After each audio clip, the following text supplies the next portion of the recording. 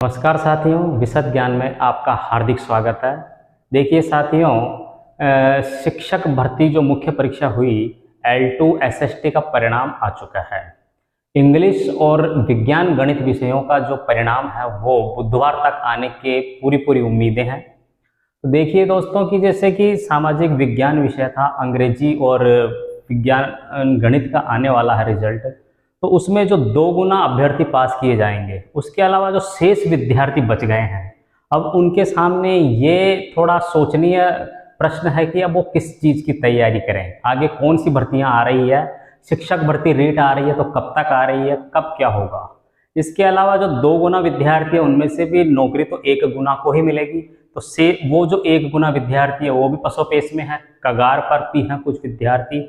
तो उन सब के लिए एक सोचनीय और आगे भविष्य की प्लानिंग के लिए एक बहुत ही महत्वपूर्ण सोचनीय बात है कि वो आगे किसकी तैयारी करें। तो देखिए दोस्तों कि ये आपको कन्फर्म पता है कि ये दिसंबर 2023 में हमारे राजस्थान विधानसभा के चुनाव होने जा रहे हैं। ये चुनावी वर्ष है, ठीक है। अक्टूबर या सितंबर अक्टूबर के आसपास जो है आचार संहिता लगने के पूरे चांस हैं। ये चुनावी वर्ष है और मुख्यमंत्री अशोक गहलोत ने बजट में राजस्थान में 1 लाख भर्तियों की घोषणा भी की है। डॉक्टर BD कल्ला जो कि राजस्थान के शिक्षा मंत्री है, उन्होंने मीडिया के सामने कह दिया है कि 34,000 पद शिक्षा विभाग में भर्ती की जाएगी। ये मंत्रियों के बयान है और जो सारा अर्थतंत्र है वो सब कुछ जो है मंत्रियों के इशारे पर ही काम होता है। तो देखिए, हमें पॉजिटिव सोच के साथ ये रखना है कि 34,000 पद जो आ रहे हैं शिक्षा विभाग में, उनमें से 15,000 से 17,000 पद ग्रेड 3 के आने वाले हैं।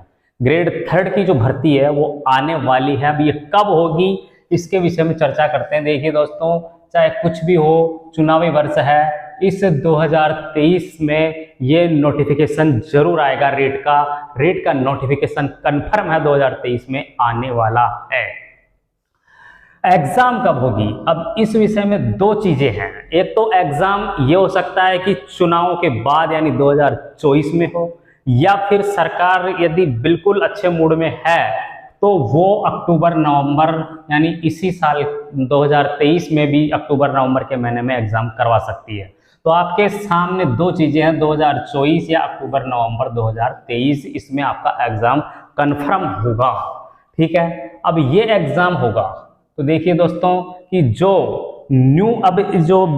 जिन बच्चों ने B.Ed और BSTC फ्रेश किया, यानी BSTC वाले और B.Ed अभ्यर्थी जिन्होंने अभी फ्रेश जो है डिग्री ली है, तो ये अभ्यर्थी भी अब शिक्षक भर्ती रेट वगैरह की तैयारी करेंगे।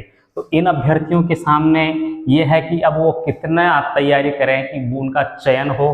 तो इन विद्यार्थियों के लिए 6-7 घंटे रोज पढ़ाई करने का जो है टारगेट है, ठीक है। और जो पुराने विद्यार्थी हैं उनके रेट क्लियर भी है, वो अपना स्कोर बढ़ाना चाहे तो बढ़ा भी सकते हैं। अब उनके सामने यह है कि शिक्षक भर्ती जो मुख्य परीक्षा है उसके लिए क्या तैयारी करें।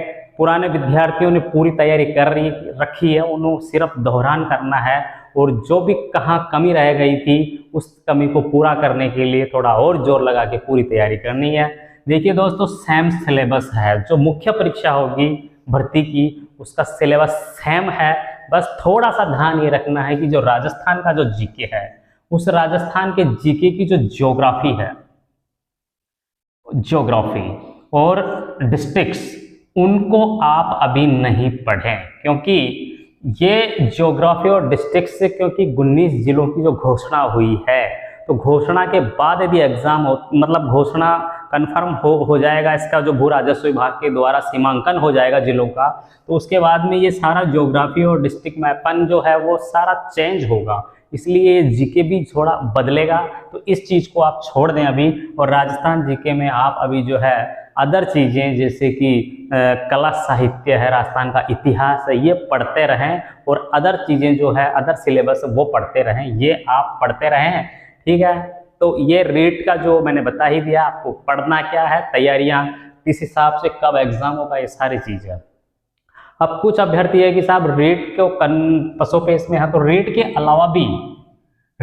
अलावा भी कुछ ऐसी तैयारियां हैं जो हम कर सकते हैं। देखिए, जो विद्यार्थी PG हैं और B.Ed है, यानी जिन्होंने एमए और बीएड कर रखा है वो फर्स्ट ग्रेड की तैयारी भी कर सकते हैं, क्योंकि व्याख्याता भर्ती भी निश्चित रूप से आने वाली है। क्यों आने वाली है? क्योंकि बहुत अधिक संख्या में व्याख्याताओं को जो है वाइस प्रिंसिपल बना दिया गया है।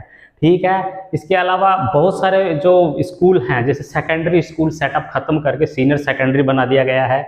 अभी मुख्यमंत्री बाड़मेर के दौरे पर गए थे पिछले दिनों, तो उन्होंने वहाँ एक घोषणा की कि साहब यहाँ पर 100 स्कूलों को जो है सीनियर सेकेंडरी में क्रमोन्नत किया जाएगा। तो इतनी सारी स्कूलें क्रमोन्नत हो रही है, व्याख्याताओं को वाइस प्रिंसिपल बनाया जा रहा है, तो निश्चित रूप से स्कूलों के अंदर व्याख्याताओं की कमी है, तो व्याख्याताओं की भर्ती आने वाली है। तो उसके लिए आप ये फर्स्ट ग्रेड की तैयारी कर सकते हैं। ठीक है, जो विद्यार्थी पीजी नहीं है या बीएसटीसी ही हैं और जिनके बीएड के वे अभ्यर्थी जिनके पास जो है एमए नहीं है, तो उन अभ्यर्थियों के लिए यह है कि 2500 पद, लगभग 2500 पद संस्कृत शिक्षा विभाग में ग्रेड 3 के आने वाले हैं। तो वो आप यहाँ पर भी जो है ये तैयारी कर सकते हैं मुख्य परीक्षा की। ठीक है, इसके अलावा शिक्षक ही यदि आपको बनना है तो केंद्र सरकार के जो डीएसएसएस भी है दिल्ली के अंदर, वहाँ पर 26,000 प्लस पदों की भर्ती होने जा रही है।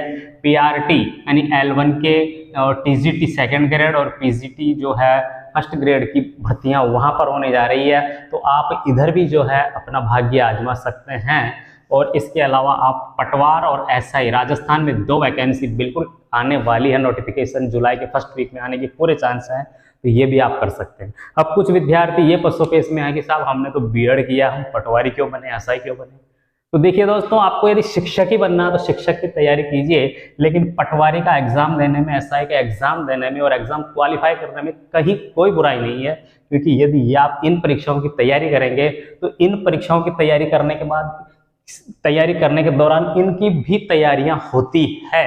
अब मैंने खुद ने जो है पटवारी का जो है एग्जाम क्वालिफाई किया 2011 में। पटवारी का मैं सवाई माधोपुर जिले से जो है चयन हुआ, तो उसके तदुपरांत जो है मैंने पटवारी को रिजाइन किया और शिक्षक भर्ती 2012 में चयनित हुआ और आज शिक्षा विभाग में कार्यरत हूँ।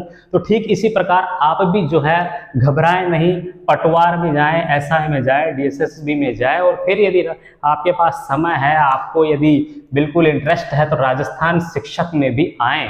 तो इस तरीके से पॉजिटिव सोच के साथ, सकारात्मक सोच के साथ जो विद्यार्थी असफल रहे अभी, वो बिल्कुल इस असफलता को ही चुनौती मान लें और बिल्कुल तैयारी करें, आपको सफलता जरूर मिलेगी। धन्यवाद।